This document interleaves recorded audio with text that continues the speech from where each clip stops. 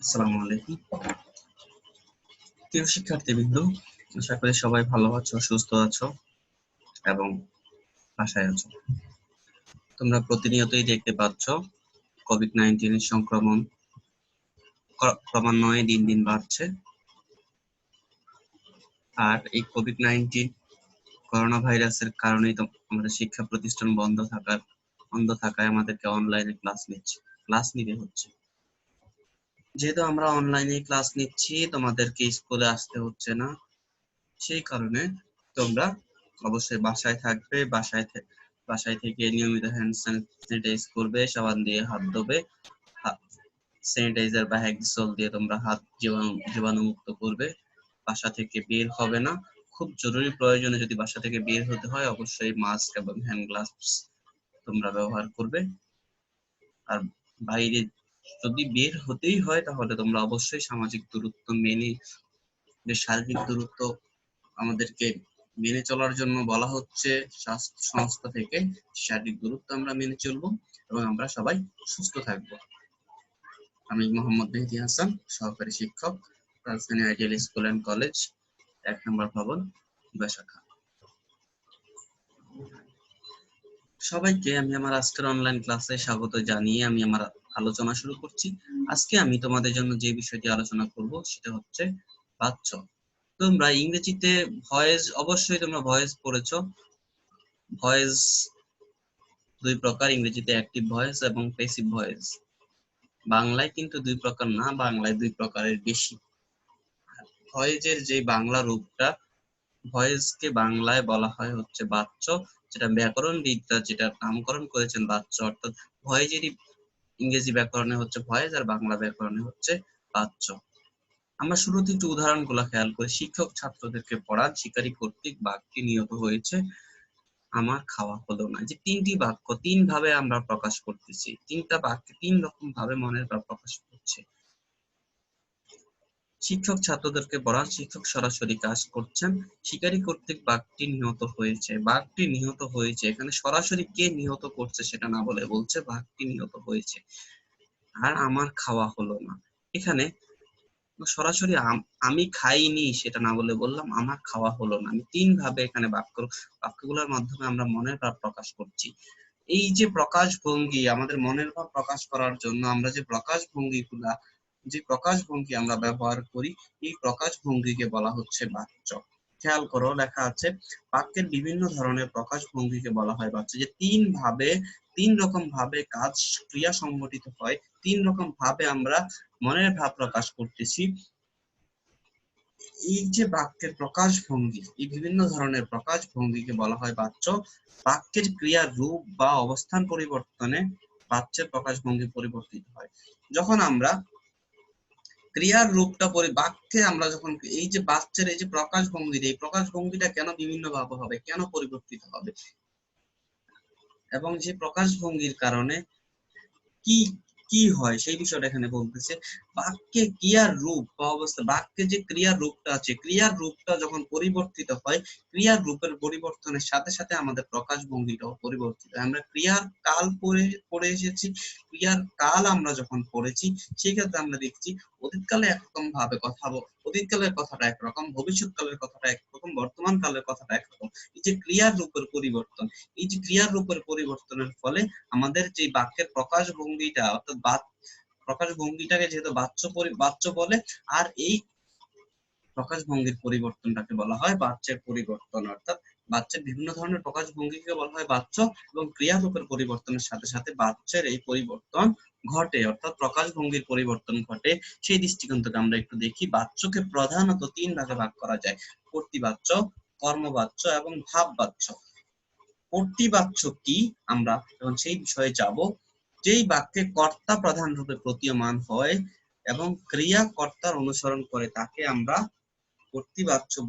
কর্তৃবাচ্যের বাক্য বলে থাকি। যখন আমি একটা কথা বলবো, আমি যখন একটা বাক্য বলবো, সেই বাক্যটা যদি সরাসরি কাজ করা বোঝায়, সরাসরি কাজ করা বোঝালে সেখানে কর্তার প্রাধান্য থাকবে, আর কর্তাই কাজটা করে এই বিষয়টা বোঝাবে, তখনই সেটা হবে কি কর্তৃবাচ্যের বাক্য। এই যে কর্তাকে, ক্রিয়াকর্তাকে অনুসরণ করে বলতে বোঝানো হয়েছে কর্তা সরাসরি কাজটা করবে, এটাই হচ্ছে ক্রিয়াকর্তাকে অনুসরণ করা। যদি কোনো বাক্যে আমরা দেখি কর্তা সরাসরি কাজটা করছে, কর্তা সরাসরি কাজটা করছে এরকমটা যদি আমরা দেখি, তাহলে সেই বাক্যকে আমরা বলবো কর্তৃবাচ্যের বাক্য। আমরা কিভাবে বের করব যে বাক্যে কর্তা সরাসরি কাজ করতেছে, এখানে কর্তাই মুখ্য, তখন আমরা কি এই যে কর্তাটা আমরা বের করতে, আমরা যখন দেখবো যেটা কর্তৃবাচ্যের বাক্য, সেই কর্তৃবাচ্যে কর্তা সরাসরি কাজটা করছে, সেটা আমরা কিভাবে বের করব? আমরা সেই বিষয়টা বের করব হচ্ছে ক্রিয়াকে কে বা কারা দ্বারা প্রশ্ন করলে কর্তাপদ পাওয়া যায়। অর্থাৎ ক্রিয়াকে যদি কে বা কারা দ্বারা প্রশ্ন করি, সেখানে যদি দেখি যে কে বা কারা দ্বারা প্রশ্ন করলে যদি সরাসরি উত্তর পাই যে কর্তা কাজটি করতেছে, তখন সেটা হবে কি কর্তৃবাচ্যের বাক্য। এখন কর্তৃবাক্যের বাচ্য অর্থাৎ আমরা যেটা বাক্যকে দেখে বুঝবো সেটা কর্তৃবাচ্যের বাক্য, সেটা তার কিছু বৈশিষ্ট্য আমরা বাক্যের মধ্যে খেয়াল করতে হবে, কিছু বৈশিষ্ট্য আমরা সেখানে পাবো, সেই বৈশিষ্ট্যগুলো আমাদেরকে লক্ষ্য করতে হবে, আমাদের সেই বৈশিষ্ট্যগুলো তার জন্য কি করতে হবে, মনে রাখতে হবে। আমরা একটু দেখি শুরুতেই ক্রিয়াপদ কর্তার অনুসারী হবে। কর্তৃবাচ্য হওয়ার মূল বিষয় হচ্ছে ক্রিয়াপদ কর্তার অনুসারী হবে, এটা দ্বারা বোঝানো হচ্ছে কর্তা সরাসরি কাজ করছে কিনা বাক্যে, সেটা আমরা শুরুতে খেয়াল করব। কর্তৃবাচ্যের বাক্য আমরা বের করতে গেলে প্রথমে কি খেয়াল করব, যে কর্তা সরাসরি কাজটা করছে কিনা, অর্থাৎ ক্রিয়াপদ কর্তার অনুসারী কিনা।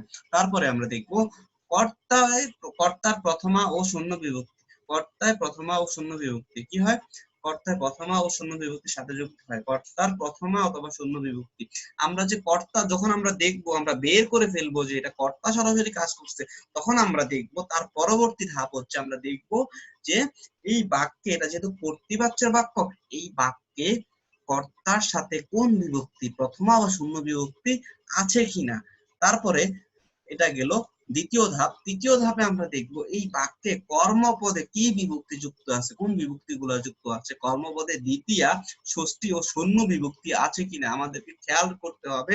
প্রথমত বাক্যে কর্তা সরাসরি কাজ করছে কিনা, দ্বিতীয়ত হচ্ছে কর্তায় শূন্য বিভক্তি কিনা, তৃতীয়ত হচ্ছে কর্মপদ থাকবে যে বাক্যে, এই কর্তৃবাচ্যের বাক্যে যে কর্মপদটা থাকবে, সেই কর্মপদটাকে দ্বিতীয়া, ষষ্ঠী অথবা শূন্য বিভক্তি আছে কিনা। আমরা এবার উদাহরণের মাধ্যমে একটু বোঝার চেষ্টা করি।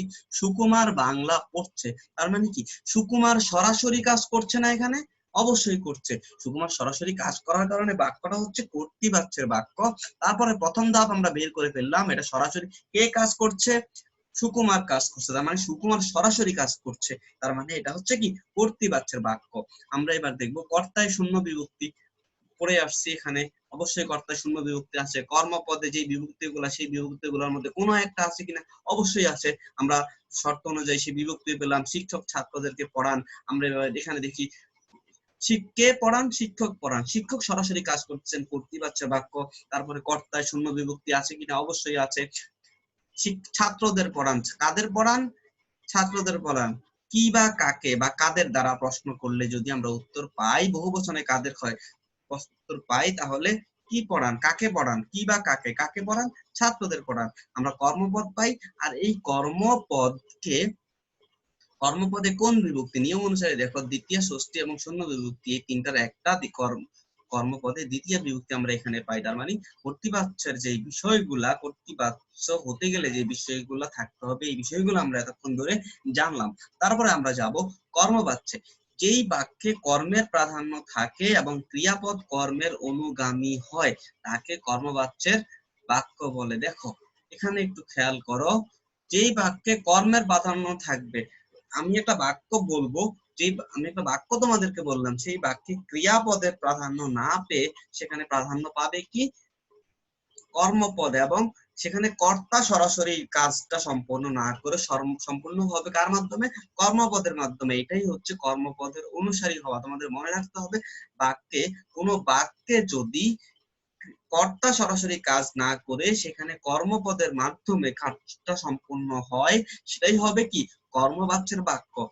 এখন আমরা কর্মপদটা কিভাবে বের করব, সেটা আমাদের বাক্য দেখে আমরা দেখলাম যে কর্মপদটা আগে বের করতে হবে। কর্মপদটা যদি আমরা বের করতে পারি, তাহলে আমরা কি করব, আমরা বুঝতে পারবো এটা কর্মবাচ্যের বাক্য। ক্রিয়াকে কি বা কাকে দ্বারা প্রশ্ন করলে আমরা কি পাবো? কর্মপদ পাবো। মনে রাখতে হবে কোনো বাক্যের যে ক্রিয়াপদ থাকবে, ক্রিয়াপদ না থাকলে বাক্য হবে না, এটা তোমাদেরকে মনে রাখতে হবে। আর সেই ক্রিয়াপদকে যখন আমরা প্রশ্ন করব কি বা কাকে দিয়ে প্রশ্ন করলে আমরা কি পাবো? কর্মপদ পাবো। আমরা যখন উদাহরণ দেখবো তখন আমাদের এই বিষয়গুলো আরেকটু ক্লিয়ার হবে। আমরা কর্মবাচ্য হওয়ার জন্য কোনো একটা বাক্য তার যে বৈশিষ্ট্যগুলো থাকা লাগবে সেই বৈশিষ্ট্যগুলো আমরা একটু দেখি। ক্রিয়াপদ কর্মের অনুসারী হয়। ক্রিয়াপদ কার অনুসারী হবে? ক্রিয়াপদ কর্মের অনুসারী হবে। ক্রিয়াপদ কর্মের অনুসারী, অর্থাৎ বাক্যে যে ক্রিয়াটা সম্পূর্ণ হবে, কাজটা সম্পূর্ণ হবে, সেই কাজটা কর্মপদের মাধ্যমে সম্পূর্ণ হবে, এইটাই এখানে বোঝানোর চেষ্টা করছে 1 নম্বর বৈশিষ্ট্যে। 2 নম্বর বৈশিষ্ট্য আমরা কি দেখতে পাচ্ছি? কর্মপদে আমরা যখন দেখব কর্মপদ কাজ, কর্মপদের মাধ্যমে কাজটা সম্পূর্ণ হচ্ছে, তার মানে এটা কর্মবাচ্যের বাক্য। তার পরবর্তীতে আমাদের আরো কিছু বিষয় খেয়াল করতে হবে। কর্মবাচ্যে যে বিষয়গুলো থাকবে, কর্মবাচ্যের বাক্যে যে কর্মপদটা থাকবে সেই কর্মপদে কোন বিভক্তি যুক্ত হবে? প্রথম বা শূন্য বিভক্তি যুক্ত হবে। 3 নম্বরে কখনো কখনো কর্মপদের সাথে দ্বিতীয় বিভক্তি যুক্ত হবে। খেয়াল করো, কর্মপদে শূন্য বিভক্তি হবে কর্মবাচ্যে, এটা সাধারণত হবে। বিশেষ ক্ষেত্রে কি হবে? কর্মপদের সাথে দ্বিতীয় বিভক্তি যুক্ত হবে আর কর্তায় তৃতীয় বিভক্তি যুক্ত হবে। আমাদের খেয়াল রাখতে হবে বিষয়গুলা। কর্মপদ কাজ সম্পাদন করবে, দ্বিতীয়ত হচ্ছে কর্মপদের শূন্য বিভক্তি অথবা প্রথম বিভক্তি, এবং কিছু কিছু ক্ষেত্রে বা বিশেষ ক্ষেত্রে দ্বিতীয় বিভক্তি যুক্ত হবে। আর কর্তায়, কর্মবাচ্যের বাক্যে যে কর্তা থাকবে, কর্তা সরাসরি কাজ না করলেও কর্তা সেখানে থাকবে, সেই কর্তাটা কি করবে? কর্তার সাথে তৃতীয় বিভক্তি দ্বারা দিয়া কর্তৃক যে বিভক্তি চিহ্নগুলো কি হবে? যুক্ত হবে। আমরা একটু দেখি, শিকারী কর্তৃক বাঘটি নিহত হলো। এখানে আমরা বললাম শিকারী কর্তৃক, এখানে যেখানে নিহত হয়েছে, ক্রিয়াপদ কোনটা? নিহত হয়েছে। কি নিহত হয়েছে? বাঘ নিহত হয়েছে। কি নিহত হয়েছে? বাঘ নিহত হয়েছে। আমরা কাকে প্রশ্ন করতেছি? ক্রিয়াপদকে। তার মানে বাঘ এখানে কি? কর্মপদ। আমরা এখানে বুঝে গেলাম কি, শিকার যদি বলতো যে শিকারী কি, এখানে কর্তা হচ্ছে শিকারী, শিকারী নিহত করেছে, কিন্তু এখানে বলা হচ্ছে শিকারী বাঘটাকে নিহত করেছে, কিন্তু বাঘকে বলতেছে বাঘটি নিহত হয়েছে। অর্থাৎ শিকারী, বাক্যের কর্মটি শিকারী সম্পন্ন করেনি, সম্পন্ন করেছে কে? বাঘটি। তাই ক্রিয়াকে প্রশ্ন করে আমরা এখানে কর্মপদ পাই। আর কর্মপদ পেয়ে যখন আমরা দেখলাম যে বাক্যটি কর্মবাচ্যের বাক্য, এখন কর্মবাচ্যের বাকি বৈশিষ্ট্যগুলো এই বাক্যে আছে কিনা আমরা একটু খেয়াল করে বের করতে হবে। শিকারী কর্তৃক বাঘটি নিহত হলো, তার মানে এখানে শিকারী হচ্ছে কর্তা। কর্তায় কোন বিভক্তি হওয়ার কথা আমরা যেন বৈশিষ্ট্য পড়ে এসেছিলাম? কর্তায় তৃতীয় বিভক্তি হওয়ার কথা। কর্মে প্রথমা অথবা দ্বিতীয় বিভক্তি হবে, প্রথমা আর বিশেষ ক্ষেত্রে দ্বিতীয়। এখানে কর্মে আমরা কি পাচ্ছি? শূন্য বিভক্তি পাচ্ছি। এবং ক্রিয়াপদ তোমরা দেখতে পাচ্ছ, তোমরা খেয়াল করেছো আমাদের বৈশিষ্ট্য অনুযায়ী উদাহরণগুলা মিলে যাচ্ছে। আসামিকে জরিমানা করা হয়েছে। কি বা কাকে জরিমানা করা হয়? জরিমানা করা হয়েছে একটা ক্রিয়াপদ। কি বা কাকে জরিমানা করা হয়েছে? আসামিকে। কি বা কাকে দ্বারা প্রশ্ন করে আমরা কর্মপদ পেয়েছি। কে জরিমানা করেছে সেটা এখানে উজ্জ। মনে করো যে পুলিশ জরিমানা করেছে, উজ্জ রাখলাম। তাহলে এটা একটা, এই যে কাজটা জরিমানা করা হয়েছে, জরিমানা দিয়েছে কে? আসামি। এই যে জরিমানা দেওয়ার কাজটা সম্পন্ন করেছে কে? আসামি। এই আসামি যখন জরিমানা দেওয়ার কাজটা সম্পন্ন করেছে, বাক্যের কাজটা যখন সম্পন্ন করেছে আসামি, আসামি একটা কর্মপদ। এই কর্মপদ এখানে প্রাধান্য পাওয়ার কারণে এটা কর্মবাচ্যের বাক্য। আর কর্মপদে বিশেষ ক্ষেত্রে দ্বিতীয় বিভক্তি হয়, সেটা আমি কিছুক্ষণ আগে বলেছি। আমরা এখানে দেখতে পাচ্ছি আসামি কে, কে এখানে দ্বিতীয় বিভক্তি। এটা কর্মবাচ্যের বাক্য। আমরা কর্তৃবাচ্য এবং কর্মবাচ্য বিষয়টা আমরা বুঝলাম। তারপরে আমরা যাব এবার ভাব বাচ্যে। যেই বাক্যে ক্রিয়ার অর্থ প্রাধান্য পায়, কর্তা বা কর্মের মুখ্য ভূমিকা থাকে না, তাকে ভাব বাচ্যের বাক্য বলে। খেয়াল রাখতে হবে এই ধরনের বাক্যে, ভাব বাচ্যের বাক্যে বেশিরভাগ ক্ষেত্রে কর্মপদ থাকে না। যেই বাক্যে ক্রিয়ার অর্থ প্রাধান্য পায়, অর্থাৎ আমরা একটা বাক্য বলি, আমরা যখন কথা বলি, এই কথার মধ্যে কোন একটা বাক্য এরকম বললাম যে যে বাক্যে কর্তা বা কর্মের কোনো ভূমিকা, কর্তা বা কর্ম কোনো ভূমিকা পালন করছে না, সেই ভূমিকাটা, সেই কাজটা করছে একটা ক্রিয়াপদ, তখনই সেটা হবে কি? ভাব বাচ্য। মনে রাখতে হবে কোনো বাক্যে যদি কর্তা এবং কর্ম কাজ না করে সেই কাজটা কোনো ক্রিয়াপদের মাধ্যমে সম্পূর্ণ হয়, তাহলে সেটা হবে ভাববাচ্যের বাক্য।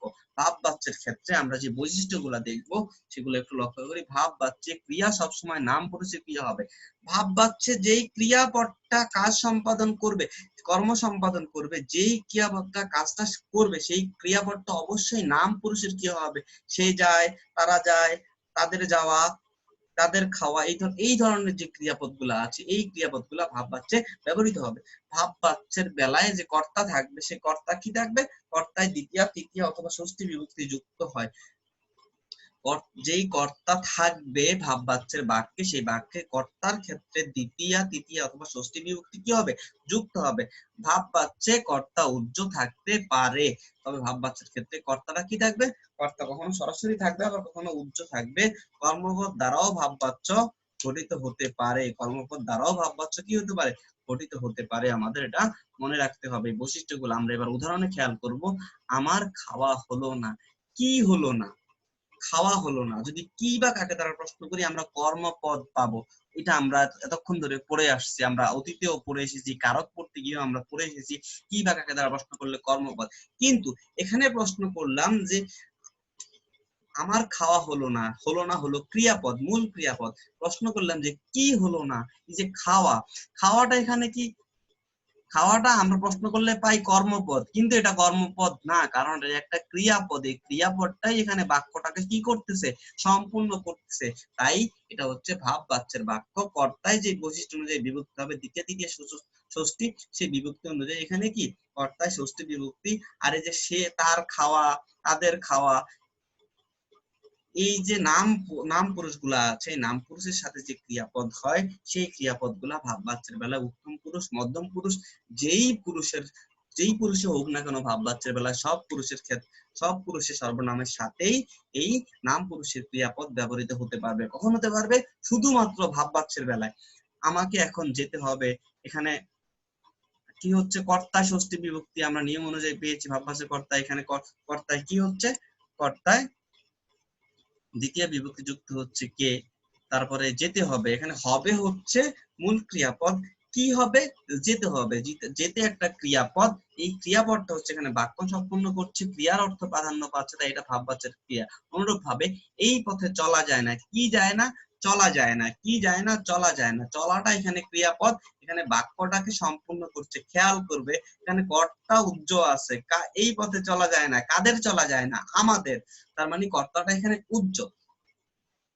আর এখানে আমি লিখলাম সহযোগী ক্রিয়াপদ যুক্ত। কিভাবে সহযোগী ক্রিয়াপদ? দেখো তো, এখানে একটা ক্রিয়াপদ দ্বারা আরেকটা ক্রিয়াপদকে কি করতেছে? এখানে চলা কি নাম পুরুষের ক্রিয়া হয়? দেখো, আমার চলা, তার চলা, এই ক্রিয়াপদটা সব পুরুষের সাথে ব্যবহৃত হতে পারে, কিন্তু এটা নাম পুরুষের ক্রিয়া না। তাই এখানে বলা হচ্ছে এটা, এই যে চলা, মূল ক্রিয়াপদটা নাম পুরুষ, ঠিক আছে। এই যে যেই ক্রিয়াপদটা এখানে কি হচ্ছে?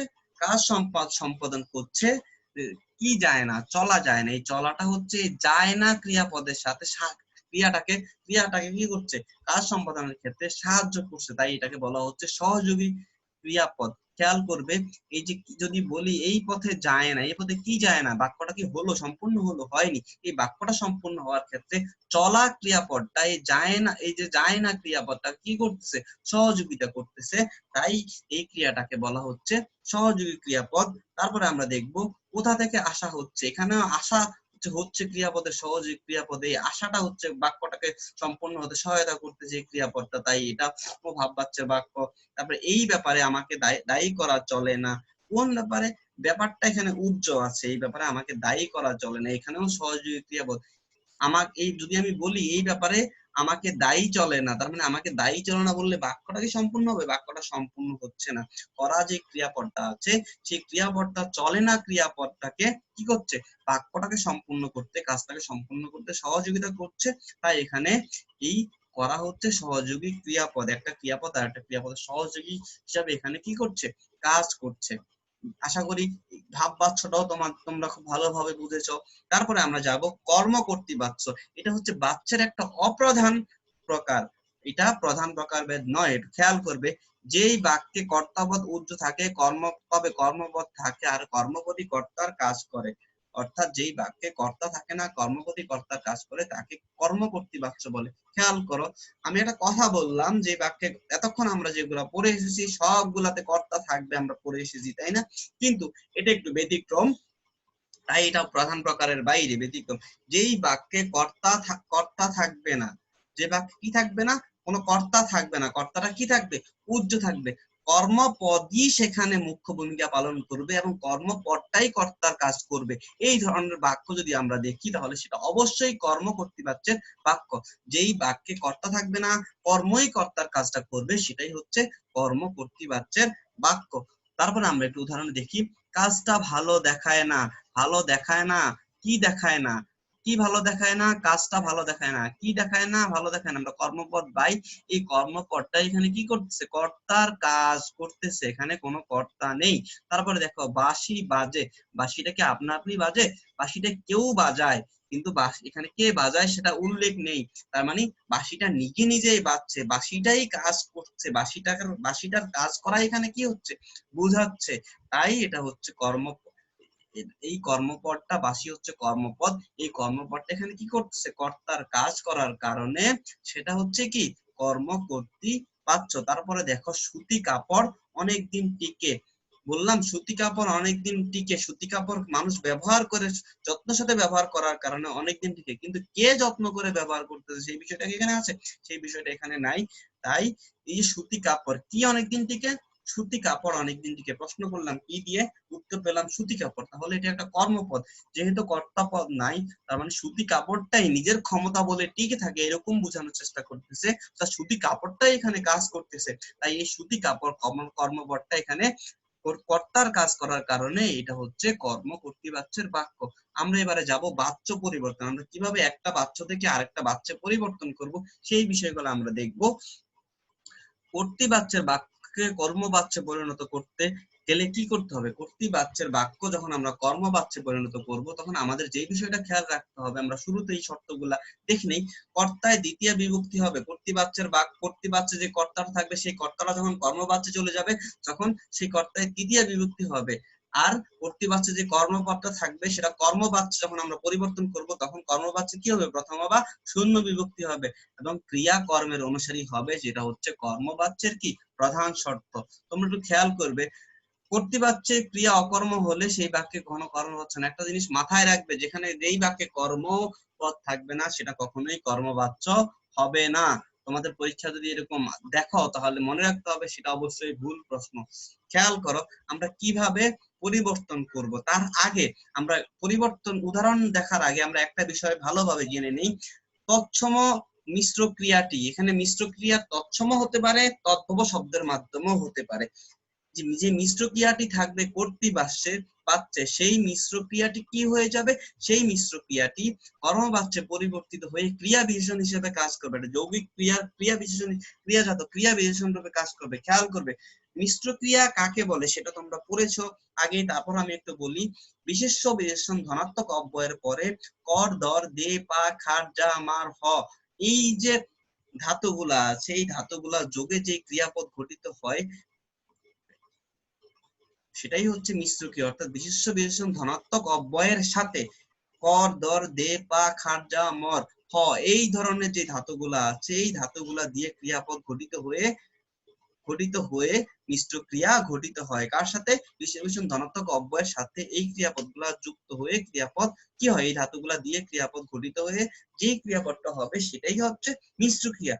আর এই মিশ্র ক্রিয়াটা কি হবে, যখন কর্তৃবাচ্য থেকে কর্মবাচ্যে চলে যাবে সেই মিশ্র ক্রিয়ার যে অংশটুকু হচ্ছে কি, মিশ্র ক্রিয়ার যে অংশটুকু বিশেষ্য বিশেষণ বা ধনাত্মক অব্যয়, সেই অংশটুকু কি হবে, ক্রিয়া বিশেষণ রূপে কাজ করবে। এই কথাটা এখানে বলতেছে, তোমরা একটু খেয়াল করো।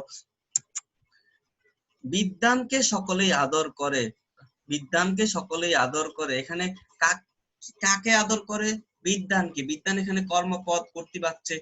তারপরে কে আদর করে, সকলেই, আদর করার কাজটা সকলেই করতেছে, এটা হচ্ছে কর্তা। আর আদর করে একটা মিশ্র ক্রিয়া, এটা একটা বিশেষ্য, আর করে হচ্ছে ক্রিয়াপদ, উভয়ে মিলে কি একটা মিশ্র ক্রিয়া। আর এই মিশ্র ক্রিয়াটা পরিবর্তিত হয়ে এখানে কি হয় খেয়াল করি আমরা কর্মবাচ্যের ক্ষেত্রে, বিদ্বান সকলের দ্বারা আদৃত হন, এই যে কর্মপদ, কর্মপদটা কি হয়ে গেছে, কর্মপদে নিয়ম অনুসারে শূন্য বিভক্তি হবে, আমরা পড়ে এসেছি, খেয়াল করো তো একটু আগে যেটা দেখলাম, কর্মপদে প্রথম বা শূন্য বিভক্তি হয়, আমরা পেয়েছি কর্মপদে বা শূন্য বিভক্তি। তারপরে সকলের দ্বারা আদৃত হন, কাদের কর্তায় তৃতীয় বিভক্তি হয়, কর্মবাচ্য, আমরা কর্মবাচ্যের বৈশিষ্ট্যতে পড়ে এসেছি। আদৃত হন, এই যে আদৃত, আদরটা এখানে কি হচ্ছে, আদৃত হন, হন হচ্ছে মূল ক্রিয়াপদ, আর এই আদৃতটা কি হচ্ছে, দুইটা মিলে একটা যৌগিক ক্রিয়া, এই আদৃতটা এখানে ক্রিয়া বিশেষণ, কি হন, আদৃত হন, এই হওয়াটার কি হচ্ছে, ক্রিয়া বিশেষণ হিসাবে এখানে কাজ করছে।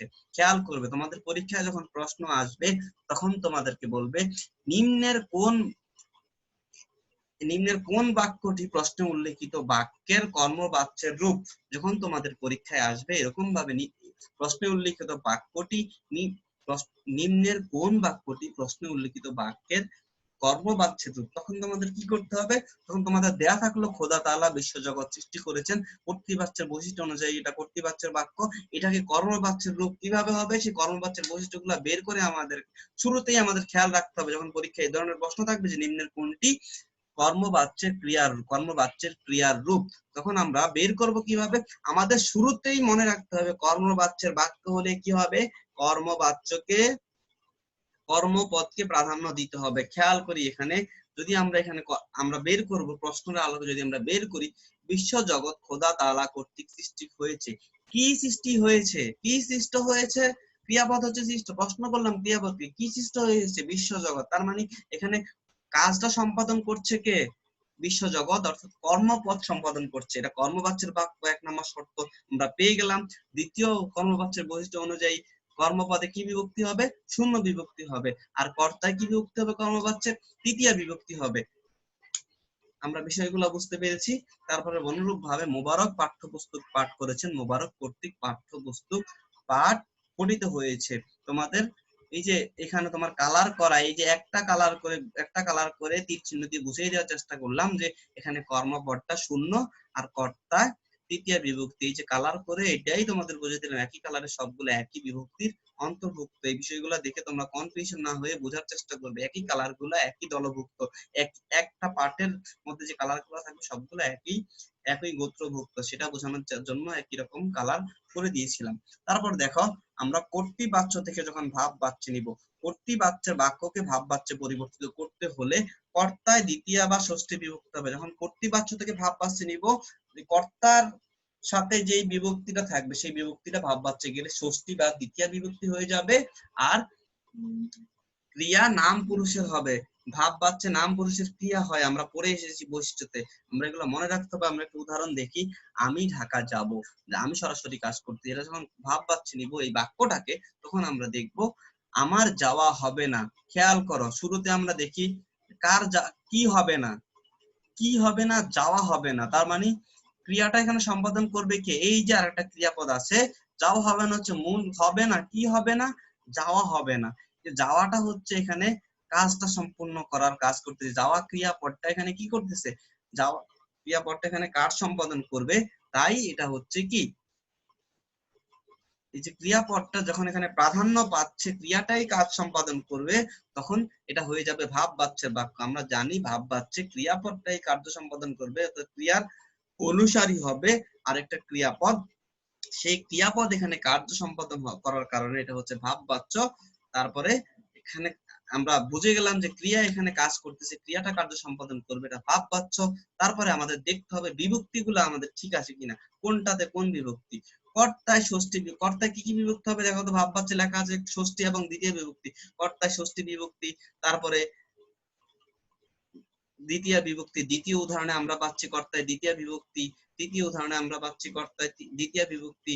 এই যে বিষয়গুলা তোমরা বৈশিষ্ট্যের আলোকে বোঝার চেষ্টা করবে, তাহলে তোমাদের বিষয়গুলা ক্লিয়ার হয়ে যাবে। অর্থাৎ কর্তৃবাচ্য থেকে ভাব বাচ্চে গেলে কি করতে হবে, ষষ্ঠী বা দ্বিতীয় বিভক্তি হবে কর্তায় না, আর ক্রিয়াপদটা হবে, যেই ভাব বাচ্চে যে ক্রিয়াপদটা আমরা পাবো সেটা অবশ্যই নাম পুরুষের ক্রিয়া হতে হবে, আর ভাব বাচ্চের বাক্যে যে কাজটা বুঝাবে, কাজটা করা বুঝাবে, সেই কাজটা অবশ্যই আরেকটা ক্রিয়াপদ করবে।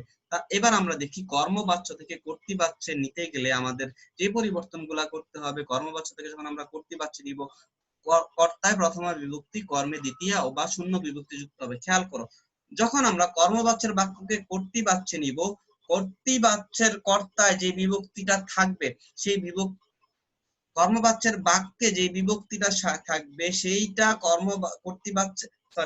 কর্মবাচ্য থেকে কর্তৃবাচ্যে নিতে গেলে কর্মবাচ্যের যে কর্তা থাকবে তাতে যে বিভক্তিটা হবে সেটা কর্মবাচ্যে গিয়ে হয়ে যাবে প্রথমা বিভক্তি। আর কর্মবাচ্যের বাক্যে কর্মে যে বিভক্তিটা হবে সেটা কর্তৃবাচ্যে গিয়ে হয়ে যাবে দ্বিতীয়া বা শূন্য বিভক্তি বা প্রথমা বিভক্তি যেটাই বলি। আর ক্রিয়াপদ কর্তার অনুসারী হবে, অর্থাৎ কর্মবাচ্যকে আমরা কর্তৃবাচ্যে নিতে গেলে যদি পরীক্ষায় প্রশ্ন আসে নিম্নের কোনটি কর্মবাচ্য থেকে পরিবর্তিত হয়ে সঠিক কর্তৃবাচ্যের উদাহরণ, তখন আমাদের শুরুতে মাথার মধ্যে আসতে হবে, আমরা যখন উত্তরটা বের করব কর্তৃবাচ্যের বাক্যটা আমরা বের করব কর্মবাচ্য থেকে, শুরুতে আমাদের খেয়াল করতে হবে কর্তা সরাসরি কাজ করছে কিনা। কর্তা সরাসরি যদি কাজ করে তাহলে আমরা বুঝে যাব যে অপশন গুলাতে একাধিকও এরকম থাকতে পারে যে কর্তা সরাসরি কাজ করছে। যখন আমরা বের করে ফেলবো যে এইটা হচ্ছে এই বাক্য, এই উদাহরণ গুলাতে কি হচ্ছে কর্তা সরাসরি কাজ করছে, এগুলা কর্তৃবাচ্যের বাক্য, তখন আমরা দেখব যে ওখানে কর্তায় প্রথমা বিভক্তি আছে কিনা। যদি প্রথমা বিভক্তি থাকে অথবা প্রথমা বিভক্তি থাকে বা শূন্য বিভক্তি থাকে তাহলে আমরা এটা ক্লিয়ার হয়ে যাব সেটা কি কর্তৃবাচ্যের বাক্য। আরো একটা কনফিউশন থেকে যায়, সেই কনফিউশনটা কি যে কর্মপদটা থাকবে বাক্যে সেই কর্মপদটা দ্বিতীয়া বা শূন্য বিভক্তি কিনা। যদি কর্মপদেও দ্বিতীয়া বা শূন্য বিভক্তি হয় তাহলে বুঝে যাব সম্পূর্ণভাবে বাক্যটি কি কর্তৃবাচ্যের বাক্য। তো সবগুলা বৈশিষ্ট্য সেই কর্তৃবাচ্য হওয়ার জন্য যে বৈশিষ্ট্যগুলা সেই বৈশিষ্ট্যগুলো আছে কিনা একটু খেয়াল করো। কর্মবাচ্য আছে দস্যুদল কর্তৃক গৃহটি লুণ্ঠিত হয়েছে।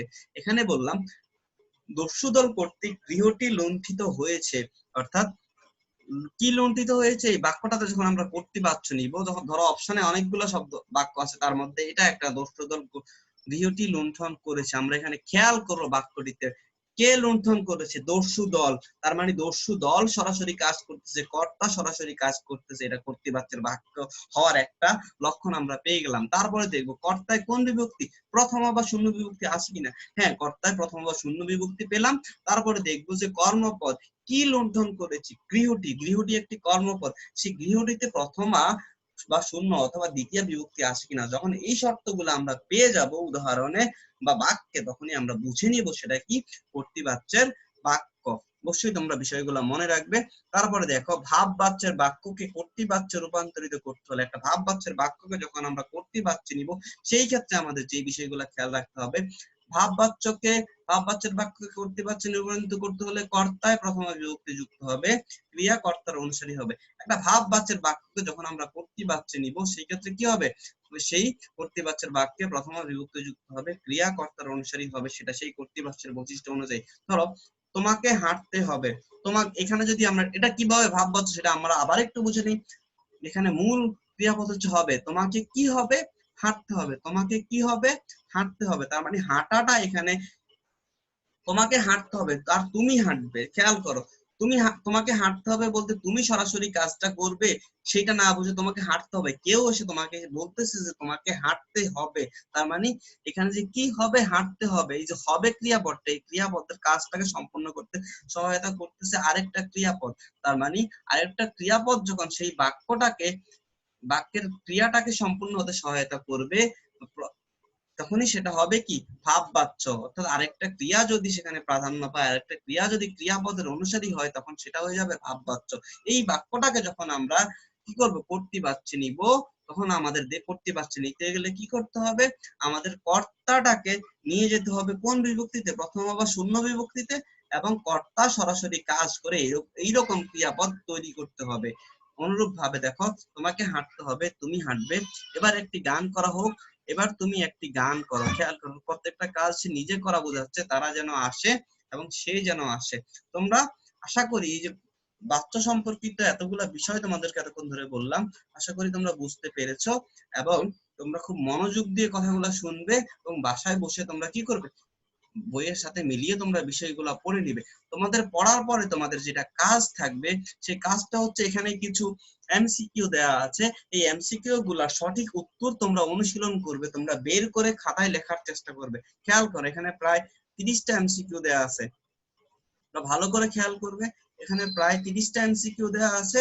এই এমসিকিউ গুলা তোমরা খাতায় লিখে তোমরা প্র্যাকটিস করবে, প্র্যাকটিস করে তোমাদের পড়াটা তোমরা কমপ্লিট করে নিবে, যাতে তোমাদের পরবর্তীতে এই কোভিড-19 করোনা ভাইরাস চলে যাওয়ার পরে, করোনা ভাইরাস থেকে আমরা মুক্ত হওয়ার পরে যদি পরীক্ষা হয়, সেই পরীক্ষায় যাতে তোমরা ভালো করতে পারো, সেই ক্ষেত্রে তোমরা কি করবে, তোমরা এই বিষয়গুলা তোমরা ভালোভাবে পড়ে প্র্যাকটিস করে নিবে, তাহলেই তোমাদের কোনো সমস্যা থাকবে না। আর তোমরা জানো যে তোমাদের এই ক্লাসগুলা দেওয়ার পরে আমরা প্রতি সপ্তাহে তোমাদের প্রত্যেকটা ক্লাসের জন্য 2 দিন করে, সপ্তাহে 2 দিন তোমাদের সরাসরি প্রশ্ন উত্তর থাকে, প্রশ্ন উত্তর পর্ব থাকে। সেই প্রশ্নগুলোর উত্তর আমি তোমাদের দেওয়ার চেষ্টা করব। তোমরা জুম অ্যাপস এর মাধ্যমে আমার সাথে লাইভ যুক্ত হতে পারবে, সরাসরি প্রশ্ন করতে পারবে কথা বলার মাধ্যমে, এবং তোমরা যেই বিষয়গুলো বুঝবে না সেই বিষয়গুলো, এবং তোমাদের পড়তে গেলে কোনো সমস্যা তৈরি হলে সেই সমস্যাগুলো আমি সমাধান করে দেওয়ার চেষ্টা করব। সেই পর্যন্ত সবাই ভালো থাকবে, সুস্থ থাকবে। সবাইকে ধন্যবাদ। আল্লাহ হাফেজ।